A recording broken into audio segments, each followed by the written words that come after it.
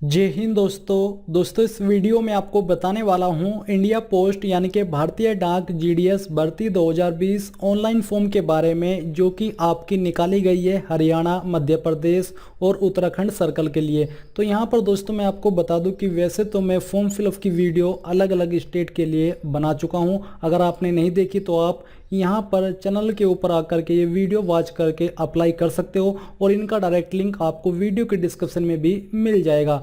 But अभी जो ये वीडियो स्पेशली मैं बना रहा हूँ ये उन कैंडिडेट के लिए बना रहा हूँ जो कि लगातार पूछ रहे हैं कि सर हमने पहले इंडिया पोस्ट की अन्य स्टेट से आवेदन कर लिया था, बट अब हम इसमें कैसे अप्लाई करें। क्योंकि जब हम रजिस्ट्रेशन करते हैं तो वहाँ पर आता है कि रजिस्ट्रेशन नंबर यानी कि मोबाइल नंबर ऑलरेडी रजिस्टर्ड है, और अगर वो मोबाइल नंबर चेंज कर देते हैं या फिर ईमेल आईडी चेंज कर देते हैं तो उसके बाद फादर नेम और आपका नेम वहाँ पर सिस्टम के अंदर ऑलरेडी रजिस्टर्ड बताता है। तो ऐसे में आप लोग अप्लाई कैसे कर पाओगे, तो ये सवाल लगातार आ रहा है और इसी का सॉल्यूशन मैं आपको इस वीडियो के अंदर पूरा प्रूफ के साथ देने वाला हूं। इसलिए आप इस वीडियो को शुरू से लेकर आखिर तक देखें, क्योंकि बीच बीच में मैं आपके जो डाउट है फॉर्म को भरने को लेकर वो भी क्लियर करता रहूँगा। तो यहाँ पर दोस्तों आपको क्या करना है, आपको इस ऑफिशियल वेबसाइट पर आ जाना है, लिंक आपको वीडियो के डिस्क्रिप्शन में मिल जाएगा। अब बात कर लेते हैं कि कौन लोग इसमें आवेदन कर पाएंगे। तो यहाँ पर दोस्तों जिन भी स्टेट के अंदर हिंदी लैंग्वेज बोली जाती है, जहाँ की लोकल लैंग्वेज हिंदी है, वो सभी स्टेट इन तीनों में आवेदन कर सकते हैं। और मैं आपको इस सवाल का जवाब भी दे दूं, अगर आप ये जानना चाहते हैं कि क्या हम तीनों स्टेट के लिए आवेदन कर सकते हैं, तो मैं आपको बता दूं कि हाँ, आप तीनों स्टेट के लिए आवेदन बिल्कुल कर सकते हो। और अगर आपने कभी छत्तीसगढ़ के अंदर जो भर्ती निकली थी या फिर राजस्थान के अंदर जो भर्ती निकली थी, यूपी के अंदर जिन्होंने अभी अप्लाई किया था, भले ही उनका नाम लिस्ट के अंदर ना आया हो, वो लोग भी इसमें अप्लाई कर पाएंगे। यानी कि आपके इन सभी सवालों का जवाब इस वीडियो में आपको मिल जाएगा। तो आपको क्या करना है अप्लाई करने के लिए, वो आप यहाँ पर देख लीजिए। यहाँ पर आने पर आपको क्या करना है, आपको रजिस्ट्रेशन नहीं करना है। अगर आपने पहले ही किसी भर्ती के अंदर जो कि इंडिया पोस्ट के द्वारा किसी स्टेट में निकाली गई थी उसमें अप्लाई कर लिया था, तो आपको इसमें दोबारा रजिस्ट्रेशन नहीं करना है। आपको वो रजिस्ट्रेशन नंबर फाइंड करना है जो कि आपको उस भर्ती में अप्लाई करने के बाद मिला था, क्योंकि रजिस्ट्रेशन नंबर आपके पास होना बहुत ही ज़रूरी है। तो आपको यहाँ पर डायरेक्टली आने के बाद अप्लाई ऑनलाइन के ऊपर क्लिक कर देना है। इसके ऊपर क्लिक करने के बाद आपको यहाँ पर देखने को मिलेगा रजिस्ट्रेशन नंबर, तो आपको वो रजिस्ट्रेशन नंबर यहाँ पर डाल देना है, चाहे तो उसको कॉपी करके डायरेक्टली पेस्ट कर दीजिए। फिर आता है सर्कल अप्लाइंग फॉर। तो आप यहाँ पर जो 3 स्टेट के अंदर ये भर्ती निकली हुई है, इसमें से कौन सी स्टेट के लिए आवेदन करना चाहते हो, तो हम यहाँ से सिलेक्ट कर लेते हैं मध्य प्रदेश। ये सिलेक्ट करने के बाद आपको यहाँ पर सबमिट के ऊपर क्लिक कर देना है। सबमिट के ऊपर क्लिक करने के बाद यहाँ पर आपके सामने प्रोसेसिंग होगी। अभी थोड़ा सा एरर आया था, और प्रोसेसिंग होने के बाद आएगा OTP send to your registered mobile number. यानी कि जो नंबर आपने जब ये फॉर्म को भरा था, रजिस्ट्रेशन किया था, वो इस्तेमाल किया था, तो उसके ऊपर एक OTP आपको अभी आया होगा। तो मुझे यहाँ पर एक OTP मिल चुका है, मैं ये OTP यहाँ पर फिलअप कर देता हूँ। फिलअप करने के बाद आपको यहाँ पर नेक्स्ट के ऊपर क्लिक करना है। तो दोस्तों देख लीजिए आपके सामने यहाँ पर कुछ इस तरह का इंटरफेस आ जाएगा, जहाँ पर आप देखोगे रजिस्ट्रेशन की डिटेल्स आपकी ऑटोमेटिकली फिलअप है, क्योंकि ये आपने रजिस्ट्रेशन करते समय इस्तेमाल कर ली थी। और यही आपका एकमात्र रास्ता है जिसमें कि आप, अगर आपने इंडिया पोस्ट के अंदर किसी स्टेट से अप्लाई किया था GDS की पोस्ट के लिए, अप्लाई कर पाओगे। तो आपको यहाँ पर आपकी जानकारी कुछ पहले से फिलअप है और कुछ जानकारी आप यहाँ पर भर सकते हो, जैसे कि आपकी ईमेल आईडी वो यहाँ पर आपको डाल देनी है। आधार नंबर अगर आप यहाँ पर डालना चाहते हो वो आपको डालना होगा। प्रेजेंट ऑक्यूपेशन यानी कि रिसेंट में आप क्या कर रहे हो वो यहाँ पर आपको जानकारी देनी होगी। अगर नॉट एम्प्लॉयड हो तो यहाँ पर आपको नॉट एम्प्लॉयड लिख देना है। Can you ride A bicycle, तो यहाँ पर आपको यस नो में आंसर देना है। फिर whether employer NOC is available, अगर आप जॉब करते हो तो क्या आपके पास NOC है, अगर है तो यस कीजिए, नहीं तो आपको नो करना होगा। फिर नीचे आती है एड्रेस की जानकारी, तो यहाँ पर आपको अपने एड्रेस की जानकारी भरनी है। डोर, हाउस, अपार्टमेंट नंबर यहाँ पर आपको डालना है। स्ट्रीट का नेम डालना है, अपने विलेज का नाम यहाँ पर आपको लिखना है, पंचायत, मंडल, डिस्ट्रिक्ट का नाम यहाँ पर आपको डालना है, और पिन कोड यहाँ पर आपको एंटर कर देना है। अगर आपका प्रेजेंट एड्रेस और परमानेंट एड्रेस सेम है तो आपको इसके ऊपर टिक कर देना है। फिर दोस्तों नीचे आओगे तो यहाँ पर देखोगे मार्क्स। अब यहाँ पर दोस्तों select state of passing 10th class, तो जब आपने रजिस्ट्रेशन किया था तो उस वक्त आपने चूज कर लिया था कि आपने किस स्टेट से अपनी 10वीं पास की है, इसलिए ये ऑप्शन यहाँ पर एडिटेबल नहीं है। क्योंकि भले ही आप किसी भी स्टेट में आवेदन कर रहे हो GDS की, तो वहाँ पर आप जब चूज करते हो कि आपने किस स्टेट से अपनी 10वीं पास की है, तो वो तो आप अपनी ही स्टेट करते हो, भले ही आप किसी दूसरे स्टेट में आवेदन कर रहे हो। जैसे कि अभी आप राजस्थान से हो बट आप अप्लाई कर रहे हो मध्य प्रदेश के लिए, तो वहाँ पर जब आप चूज करोगे 10th क्लास कहाँ से पास किया, तो वो तो आप अपनी ही स्टेट चूज करोगे ना। तो इसी तरह से यहाँ पर उत्तर प्रदेश ऑटोमेटिकली है, क्योंकि मैंने उत्तर प्रदेश चूज की थी। फिर आता है सिलेक्ट बोर्ड। तो यहाँ पर आपको बोर्ड चूज करने का ऑप्शन दिया जा रहा है, तो आपको यहाँ पर जो भी आपका बोर्ड है वो सिलेक्ट कर लेना है। सिलेक्ट करने के बाद यहाँ पर प्रोसेसिंग होगी, और प्रोसेसिंग होने के बाद आप यहाँ पर देखोगे select whether you passed with grace marks और नोट। क्या आप ग्रेस मार्क्स के साथ पास हुए थे, अगर हुए थे यस कीजिए, नहीं तो नो ही रहने देना है। फिर सिलेक्ट रिजल्ट टाइप, तो यहाँ पर आपको इसके ऊपर क्लिक करके मार्क्स सिलेक्ट कर लेना है। बाकी की जानकारी सेम ही है जैसे कि हमने रियल फॉर्म फिलअप की है। तो यहाँ पर आप देख सकते हो आपके सामने यहाँ पर सब्जेक्ट के ऑप्शन आ चुके हैं। आपको यहाँ पर एक सब्जेक्ट चूज कर लेना है, हिंदी या फिर एलिमेंट्री हिंदी। ध्यान रहे कि इसमें एक कंडीशन आवेदन करने की ये भी है कि आपके पास इंग्लिश मैथमेटिक्स सब्जेक्ट होना जरूरी है, साथ ही आपकी लोकल लैंग्वेज का जो सब्जेक्ट है वो भी आपके पास होना चाहिए। तो यहाँ पर आपको 100 में से कितने मार्क्स आए थे 10वीं के अंदर हिंदी सब्जेक्ट में, वो आपको डालना है। इंग्लिश में आपके कितने नंबर थे वो यहाँ पर आपको एंटर कर देना है। और इसके बाद आता है सब्जेक्ट 3, तो यहाँ पर आपको मैथमेटिक्स या जो भी आपका सब्जेक्ट है वो आपको चूज कर लेना है। उसके बाद आपको यहाँ पर अपने नंबर एंटर करने होंगे। सिलेक्ट सब्जेक्ट 4, तो यहाँ पर आपको अपना सब्जेक्ट 4 डालना है, 5 डालना है और 6 डाल देना है।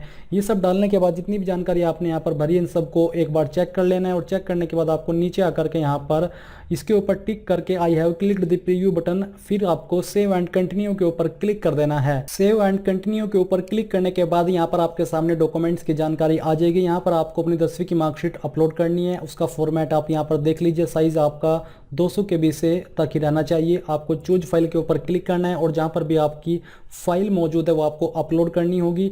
मैं ये फॉर्म डेमो के रूप में भर रहा हूँ, तो इसलिए यहाँ से मैं एक रैंडम इमेज सिलेक्ट कर लेता हूँ। तो चलिए मैं यहाँ से इसको सिलेक्ट करता हूँ और ओपन कर लेता हूँ। ओपन करने के बाद आपके फाइल का नेम यहाँ पर आ जाएगा। इसके बाद आप यहाँ पर सेकंड पॉइंट में नंबर 2 में देखोगे 10th class SSC marksheet grades points for the candidates having certificate and memo marks separately, यानी कि जिन्होंने 10वीं अपनी सप्लीमेंट्री में की है तो आपको एक अलग से सर्टिफिकेट मिलता है, तो वो यहाँ पर आपको अपलोड करना है। बट अगर आपने फर्स्ट अटैम्प्ट के अंदर 10वीं पास कर ली है तो आपको सिर्फ यहाँ पर ऊपर की तरफ अपनी 10वीं की मार्कशीट अपलोड कर देनी है। या फिर आपने पहले 10वीं की थी जब जो मार्क्स की सनद होती थी और एक आपकी वैसी मार्कशीट होती थी, तो आपको यहाँ पर वो दोनों अलग अलग से अपलोड कर देनी है। इसके बाद है DOB प्रूफ, तो यहाँ पर आपको 10वीं की मार्कशीट ही इसमें अपलोड कर देनी है, क्योंकि इसके लिए रेफ़र की जा रही है आपका 10वीं की मार्कशीट। अगर आपके पास जन्म प्रमाण पत्र है तो आप वो भी यहाँ पर अपलोड कर सकते हो DOB प्रूफ के लिए। फिर आता है कंप्यूटर सर्टिफिकेट, तो यहाँ पर कंप्यूटर सर्टिफिकेट आपको अपलोड करना है। अगर आपके पास नहीं भी है तो आप तब भी यहाँ पर आगे बढ़ सकते हो, बट प्रेफरेंस उनको दी जाएगी जिनके पास कंप्यूटर सर्टिफिकेट होगा। और अगर आपके पास 10वीं में कंप्यूटर सब्जेक्ट था तो आपको ये सर्टिफिकेट अपलोड करने की कोई भी आवश्यकता नहीं है। इसके बाद है कम्युनिटी, या फिर जो आपका SC ST OBC category candidate है उनको कास्ट सर्टिफिकेट देना होगा, जो कि सेंट्रल गवर्नमेंट के द्वारा रिकॉग्नाइज्ड हो, यानी कि उसके द्वारा बनवाया गया हो। और तो यहाँ पर आपको चूज फाइल के ऊपर क्लिक करके आपको अपने सर्टिफिकेट का अपलोड करना होगा। मैं फिर से यहाँ पर एक रैंडम इमेज अपलोड कर देता हूँ। इसके बाद जो भी डिक्लेरेशन यहाँ पर नीचे दिए जा रहे हैं आपको इन सभी के ऊपर राइट टिक कर देना है। आप चाहे तो इनको रीड भी कर सकते हो। ये सब करने के बाद जो जानकारी यहाँ पर आपने अपलोड किया वो आपको चेक कर लेनी है, और फिर आपको यहाँ पर सेव एंड नेक्स्ट के ऊपर सेव एंड कंटिन्यू के ऊपर क्लिक कर देना है। फिर दोस्तों यहाँ पर आप लोग देखोगे डॉक्यूमेंट्स अपलोडेड सक्सेसफुली। अब यहाँ से आपको ओके करना है। ओके करने के बाद आपके सामने प्रेफरेंसेस आ चुकी है, तो आपको यहाँ पर सिलेक्ट डिवीज़न के ऊपर क्लिक करके एक डिवीज़न चूज करनी है। उसके बाद प्रोसेसिंग होगी, फिर उसके बाद आपको अपना पोस्ट चूज कर लेना है।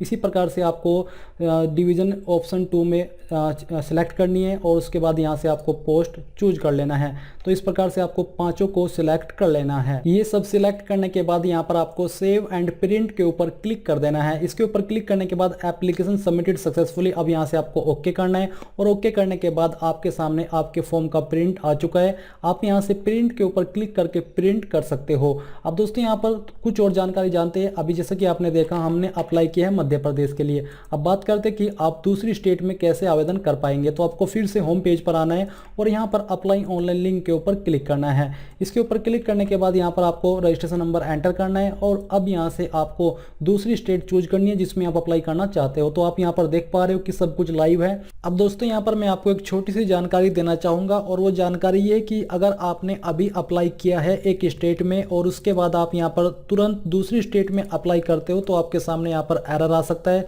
जो कि एरर है कि no pending fee receipts are available in case already paid through online, please allow 72 hours for updation. यानी कि यहाँ पर आपको कम से कम 72 आवर्स का वेट करना है दूसरी स्टेट में आवेदन करने के लिए। बट आपके पास एक और ऑप्शन है इसमें आवेदन करने का, जो ऑप्शन मैं यहाँ पर अभी आपको दिखाने वाला हूँ। जैसे कि आपने मध्य प्रदेश में आवेदन कर लिया है तो यहाँ पर आपको वो रजिस्ट्रेशन नंबर एंटर करना है, और एंटर करने के बाद यहाँ पर अगर आप दूसरी स्टेट में प्रेफरेंसेस देना चाहते हो तो आपको वो स्टेट चूज कर लेनी है। तो हमने यहाँ से हरियाणा सेलेक्ट किया है और अब सबमिट के ऊपर क्लिक कर देते हैं। इसके ऊपर क्लिक करने के बाद यहाँ पर आपके सामने डीओबी का ऑप्शन आ जाएगा। तो यहाँ से आपने रजिस्ट्रेशन करते समय जो डेट ऑफ बर्थ भरी थी वो डेट ऑफ बर्थ चूज करनी है, यहाँ से मंथ सेलेक्ट करना है और डे सेलेक्ट कर लेना है। फिर आपको नेक्स्ट के ऊपर क्लिक करना है। इसके ऊपर क्लिक करने के बाद आप देखोगे with this registration number you have already applied, do you wish to continue. यानी कि इस रजिस्ट्रेशन नंबर के साथ आप ऑलरेडी अप्लाई कर चुके हो, क्या आप आगे और प्रेफरेंसेस देना चाहते हो। आप यहाँ पर देख सकते हो कि यूज्ड ऑप्शन 5, तो मैंने मध्य प्रदेश के लिए ऑलरेडी अप्लाई कर लिया है इस रजिस्ट्रेशन से, इस रजिस्ट्रेशन नंबर से। बट आप यहाँ पर देख सकते हो कि यहाँ पर आपके सामने हरियाणा की प्रेफरेंसेस भी आ चुकी है। अगर आप यहाँ पर डिवीज़न पर क्लिक करोगे तो आपके सामने जो हरियाणा की डिवीज़न है उनके नाम देखने को मिल पाएंगे। आपको यहाँ पर वो डिवीज़न चूज कर लेनी है। अगर आप चाहते हैं कि आप मध्य प्रदेश में अप्लाई करें और आप हरियाणा की जो डिवीज़न है उसमें भी अपनी प्रेफरेंसेस दे सके, यानी कि जब आपका सिलेक्शन हो तो आपको वहाँ पर उनमें भी प्रेफरेंसेस दी जाएगी और आपका नाम वहाँ पर ऐड होगा कि हाँ आपने इनको भी चूज किया था और आप यहाँ पर भी अपनी नियुक्ति पा सकते हैं। ये उन कैंडिडेट के लिए फ़ायदे की बात है जो चाहते हैं कि मैं इस स्टेट से हूँ और उस स्टेट में जॉब करना चाहता हूँ या वहाँ पर अपनी पोस्टिंग लेना चाहता हूँ। इसलिए आप इस वे में भी ये ऑप्शन चूज करके अप्लाई कर सकते हो और फिर आपको सेव एंड प्रिंट पर क्लिक करना है। उसके बाद आपके सामने ये प्रेफरेंसेस भी आपके एप्लीकेशन फॉर्म में ऐड होती दिख जाएगी। इस प्रकार से दोस्तों आप यहाँ पर अप्लाई कर पाओगे इन तीनों स्टेट में बारी बारी से। बट उसके लिए आपको आपका रजिस्ट्रेशन नंबर याद होना जरूरी है। बट जो लोग रजिस्ट्रेशन नंबर भूल चुके हैं उनके लिए भी यहाँ पर एक तरीका है। तो आपको अप्लाई ऑनलाइन के ऊपर क्लिक करना है। इसके ऊपर क्लिक करने के बाद आता है if you already applied know the application status, तो आपको इसके ऊपर क्लिक करना है। यहाँ पर क्लिक करने के बाद यहाँ पर आप अपना रजिस्ट्रेशन नंबर, मोबाइल नंबर और अप्लाइड सर्कल डाल सकते हो। बट ये आपके फॉर्म का स्टेटस चेक करने का तरीका है। अब बात करते हैं उस तरीके के बारे में जिसमें कि आप अपना रजिस्ट्रेशन नंबर प्राप्त कर सकते हो। तो आप जैसे रजिस्ट्रेशन के ऊपर क्लिक करते हो तो आता है जो लोग रजिस्ट्रेशन नंबर या फीस आईडी फॉरगॉट यानी कि भूल चुके हैं तो उनको यहाँ पर इस तरह क्लिक हियर पर क्लिक करना है। इसके ऊपर क्लिक करने के बाद यहाँ पर आपको अपना नाम डालना होगा जो कि आपने फॉर्म भरते समय इस्तेमाल किया था। डेट ऑफ बर्थ यहाँ से आपको अपनी वही चूज करनी होगी जो कि आपने फॉर्म भरते समय इस्तेमाल की थी। तो चलिए हम यहाँ से वही डेट ऑफ बर्थ सेलेक्ट कर लेते हैं। सिलेक्ट करने के बाद यहाँ पर आपको अपना पासिंग ईयर चूज करना है कि आपने किस ईयर के अंदर अपनी 10वीं पास की थी और फॉर्म को भरते समय कौन सी ईयर सिलेक्ट किया था। इसके बाद आपको सबमिट के ऊपर क्लिक करना है। इसके ऊपर क्लिक करने के बाद आप यहाँ पर देखोगे कि आपके सामने रजिस्ट्रेशन नंबर आ चुका है और आपने किस नंबर से अप्लाई किया था, किस स्टेट के लिए अप्लाई किया था और किस बोर्ड से किया था, वो आप यहाँ पर जानकारी अच्छे से चेक कर सकते हो। आपकी जानकारी पूरी रजिस्ट्रेशन नंबर के साथ आपको आपकी इन डिटेल्स के भरने के बाद मिल चुकी है। तो दोस्तों इस प्रकार से आप अन्य स्टेट में आवेदन कर पाओगे। रजिस्ट्रेशन नंबर भूल चुके हो तो ऐसे यहाँ से फाइंड कर सकते हो। और अगर आप दूसरी स्टेट में प्रेफरेंस देना चाहते हो तो उसका तरीका भी मैंने आपको बता दिया है। तो यहाँ पर आई होप आपके जो भी सवाल थे वो क्लियर हो गए होंगे। अगर आपका और भी कोई सवाल है तो आप मुझे कमेंट करके पूछ सकते हो। मैं कोशिश करूँगा कि आपको जितना जल्दी हो सके आंसर कर सकूँ। जय हिंद दोस्तों।